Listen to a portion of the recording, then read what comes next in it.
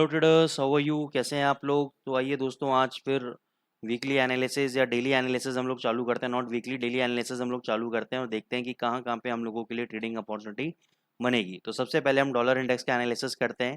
तो सबसे पहले हम जाएंगे हायर टाइम फ्रेम के अंदर, और हायर टाइम फ्रेम के अंदर देखेंगे कि कल डॉलर इंडेक्स को एक अच्छा खासा रिजेक्शन मिला।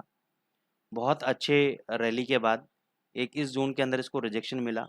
सेकेंडली, ऐसा ही मूवमेंट आपका कुछ यहाँ पर आया था, जैसा मूवमेंट अभी आपको यहाँ पे देखने को मिल रहा है। उसके बाद आप ये देखो, ये एक रिजेक्शन कैंडल ऐसा मिला है इसको यहाँ पे, सेम ऐसे रिजेक्शन कैंडल यहाँ मिल रहा है। फिर एक दिन नीचे रहा बाजार, 2 दिन ऊपर रहा, फिर नीचे रहा। तो कहने का मतलब ये है कि ये जो पीरियड है या ये जो जोन है आपका, यहाँ पे बेसिकली आपका 3-4 दिन कंसोलिडेशन रह सकता है।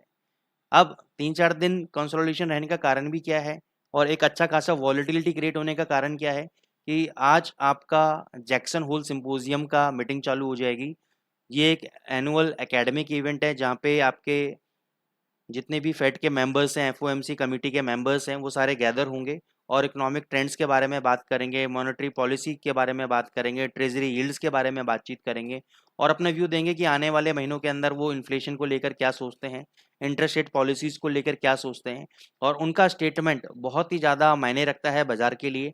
और वर्ल्ड में जितने भी बड़े बड़े ट्रेडर्स हैं, इनके स्टेटमेंट्स के ऊपर ज़रूर अपने कानों को रखेंगे, अपनी नज़रों को रखेंगे, उनके स्टेटमेंट्स को रीड करेंगे और उसके बेसिस पे जो भी आउटकम निकलेगा उसके अकॉर्डिंगली पोजीशंस मार्केट के अंदर बनेगी। तो ये थोड़ा सा एक ट्रेडर के लिए डिफिकल्ट माहौल रहेगा 1 से 2 दिन के लिए, क्योंकि एक समय तो ऐसा रहेगा कि आपको दिखाएगा कि बाजार बहुत ज़्यादा नीचे गिर रहा है, बहुत ज़्यादा नीचे गिर रहा है, और फिर अगले ही पल आपको लगेगा कि ऐसे ऊपर जाएगा, ऐसे ऊपर जाएगा, फिर कभी वापस आने का नाम नहीं लेगा। ठीक है ना? तो इस तरीके से आपको यहाँ पे मूवमेंट मिलेगी, जैसे कल आपको यूरो में ऐसी मूवमेंट देखने को मिली, जीबीपी यूएसडी में आपको देखने को मिली। तो 2 मिनट के लिए डॉलर इंडेक्स में मैं वापस आऊंगा, लेकिन एक बार मैं आपको मूवमेंट दिखा देता हूँ। जैसे जीबीपी यूएसडी में आप देखो कि कल इस तरीके से गिरा, हालांकि कल आपका एक फंडामेंटल डेटा था, पीएमआई डेटा थे जो नेगेटिव आए तो फेवर में नीचे गया। फिर शाम को आपका यूएस का डेटा नेगेटिव आया तो डॉलर गिरा तो जीबीपी ऊपर भग गया। तो आप देख रहे हैं बड़ी इरेटिक टाइप की मूवमेंट आपको देखने को मिली, और बाजार में आने वाले 2 दिन के अंदर आज भी और कल भी ऐसी इरेटिक मूवमेंट आपको देखने को मिलेंगी। तो सबसे पहले हम लोग डेली एनालिसिस कर रहे हैं डॉलर इंडेक्स का, और यहाँ पे हमने बोला कि भाई ये एक जोन है आपका $104 का ऊपर की तरफ और 103.30 का नीचे की तरफ। तो इस जोन के अंदर घूमता रहेगा, जब तक इसके नीचे क्लोजिंग नहीं देगा तब तक आपका शॉर्ट पोजीशन नहीं बनेगी। अगर इसके नीचे डेली चार्ट में कभी भी इसने क्लोजिंग दे दी 103.30 के नीचे और उसका लो ब्रेक हो गया, तो समझो फिर 102.50 $102 तक आपका डॉलर इंडेक्स नीचे गिर सकता है। लेकिन जब तक ये 103.30 के नीचे क्लोजिंग नहीं देता, there is a higher chances कि वापस ये हाइस को टेस्ट करे और इसके ऊपर भी वापस आपका जा सकता है। तो दोनों कंडीशंस हैं, तो वो इस वजह से अभी बाजार थोड़ा वॉलेटाइल है जैक्सन होल सिंपोजियम के इवेंट के चलते। ठीक है ना? अब हम आ जाते हैं यूरो यूएसडी के ऊपर। यूरो यूएसडी पे कल हमने अपने जितने भी हमारे मेंटरशिप प्रोग्राम चलते हैं उसके अंदर हमने 775 के आसपास बिड के लिए बोल रखा था, बाय करने के लिए 780 के आसपास। तो यहाँ पे कल 802 का लो लगाया, और जो लोगों की बाय पोजीशन पहले से चल रही है उनको हमने पहले से लेवल देते आ रहे हैं कि जब तक 800 का लेवल क्लोजिंग बेसिस पे नीचे बंद नहीं होता तब तक इसमें मंदी नहीं है, इसमें एक बाउंस बैक आ सकता है। और देखो कल 802 का लेवल लगाया, बाउंस बैक आया। दूसरा, यहाँ पे आप देखो इन्वर्टेड हैमर बनाया ये वाला, और इसका लो नहीं टूटा और हाई टूट गया डाउन ट्रेंड के बाद। जनरली जब हम एडवांस क्लासेस लेते हैं और उसमें जब ये पैटर्न बताता हूँ, तो ये पैटर्न मैं बहुत ज़बरदस्त लगता है मेरे को। डाउन ट्रेंड के अंदर जब इन्वर्टेड हैमर बनता है और उसका लो नहीं टूटता और हाई ब्रेक हो जाता है, तो एक अच्छी खासी तेज़ी हमें देखने को मिलती है, जो यहाँ पे हमें देखने को मिल रही है। अभी फिलहाल के लिए आपका 880 के आसपास रजिस्टेंस है, 880 के आसपास आपका 925 के आसपास रेजिस्टेंस है। ये मतलब ये 880 के ऊपर सस्टेन कर गया तो नेक्स्ट आपका जो रेजिस्टेंस आएगा 925 के आसपास या 920 के आसपास आएगा। तो यहाँ तक जाने के बाद ये वापस ऊपर नीचे कर सकता है। जब तक ये 925 के ऊपर अब क्लोज नहीं देता तब तक तेजी नहीं आएगी। 925 के ऊपर क्लोजिंग दे देगा डेली चार्ट में, तब ये आपका 1.100 तक जा सकता है। लेकिन उससे पहले पहले वापस एक बार ये 837 और 820 के लेवल को टेस्ट करने नीचे आ सकता है। तो अभी ट्रेडिंग की अगर मैं बात करूं, ट्रेडिंग लेवल की, तो मेरे हिसाब से तो आपको स्कैल्पिंग के लिए 1.0915 के आसपास आपको शॉर्ट पोजीशन बनानी चाहिए अगर आज के दिन आ जाता है तो।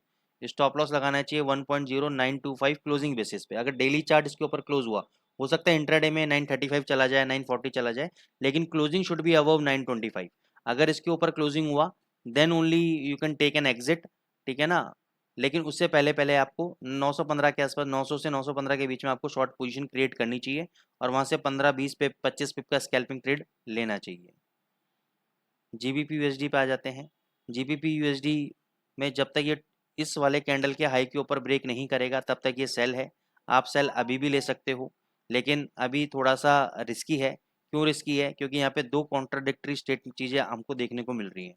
पहली कॉन्ट्राडिक्टरी, यहाँ पे देखो डबल बॉटम लगाया है इसने, तो ये डबल बॉटम सस्टेन करेगा नहीं करेगा हमें नहीं पता है, क्योंकि सारा मैटर अब इवेंट बेस हो गया है। अगर डेली चार्ट पे जाते हैं तो यहाँ पे इसने ट्रिपल बॉटम लगाया है, देखो यहाँ से भी टर्न अराउंड हुआ, यहाँ से टर्न अराउंड, देखो विक्स देखो आप, तीनों बार इसी इसी लेवल के आसपास से भी, ये जोन देख रहे हो आप, ये एक स्ट्रॉन्ग सपोर्ट जोन है। और ये जब तक सपोर्ट जोन नहीं टूटता, there is a high probability कि 28,700 3000 चला जाए। नहीं तो अगर ये टूटा 2600 का लेवल, जो मैं काफ़ी टाइम से आपको एडवोकेट कर रहा हूँ, मेरे पुराने वीडियोज आप जाके देख सकते हैं, 2600 के नीचे 24 से पहले रुकेगा नहीं। ठीक है ना? हमारे की हालांकि मेरी जो पोजीशन है, मेरा जो ट्रेडिंग सिस्टम है, उसके अकॉर्डिंगली मैं भी शॉर्ट पोजीशन पे बना हुआ हूँ। अगर वो मेरे को कल या परसों बोलेगा कि जी बाय कर लो, या आज बोलेगा बाय कर लो, तो मैं बाय ट्रेड में बैठ जाऊंगा। लेकिन अगर मैं प्राइस एक्शन की बात करता हूँ, तो जब तक ये वाला कैंडल का हाई ब्रेक नहीं होता तब तक ये सेल कैंडिडेट है। ठीक है, उसके बाद हम आ जाते हैं गोल्ड के ऊपर। गोल्ड पे बहुत बढ़िया, ये देखो चैनल, एक वेबिनार के अंदर मैंने चैनल सजेस्ट भी किया था। जो लोग मेरे उस वेबिनार के क्लाइंट हैं, जो यूट्यूब पे हमारे ज्वाइन है, मैंने बोला भी था कि ये एक आपका चैनल पैटर्न है, चैनल से ब्रेकआउट कभी भी मिलेगा तो हमें बाय करना चाहिए, पहला चीज़। दूसरा, कल मेंटरशिप के अंदर मैंने यहाँ पे बताया भी था, ये राउंडिंग बॉटम है, तो ये राउंडिंग बॉटम से ब्रेकआउट दिया है, तो कोई भी डिप आता है इसके अंदर 1900 तक अगर डिप आता है तो हमें बाई करना चाहिए इसके अंदर। यहाँ से अभी 1935 की तैयारी कर रहा है, लेकिन आज आपका जो रजिस्टेंस है 1930 का, एक मेजर रजिस्टेंस है जहाँ पे इंस्टीट्यूशन ने सेलिंग कर रखी है।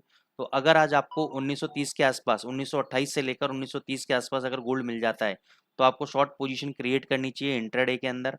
स्टॉप लॉस लेना चाहिए 1935 का क्लोजिंग बेसिस के ऊपर, और टारगेट आपको नीचे 1924 से 1920 तक के आपको टारगेट लेनी चाहिए आपको। तो ये एक स्कैल्पिंग ट्रेड आपको मिल सकता है। तो 1928 से 30 के बीच में अगर आपको शाम होने से पहले पहले मिल जाता है तो आप शॉर्ट पोजीशन जरूर बनाएं, क्योंकि शाम को फिर डेफिनेटली आपका नीचे गिर सकता है। तो दोस्तों, ये एनालिसिस थी हमारी आज की euro USD, GBP USD, gold के ऊपर। चैनल को लाइक करें, सब्सक्राइब करें, बेल नोटिफिकेशन को आइकन प्रेस करें, ताकि हम और भी इंटरेस्टिंग चीज़ें आप लोगों के लिए लेकर आने वाले हो सकें। Thank you so much.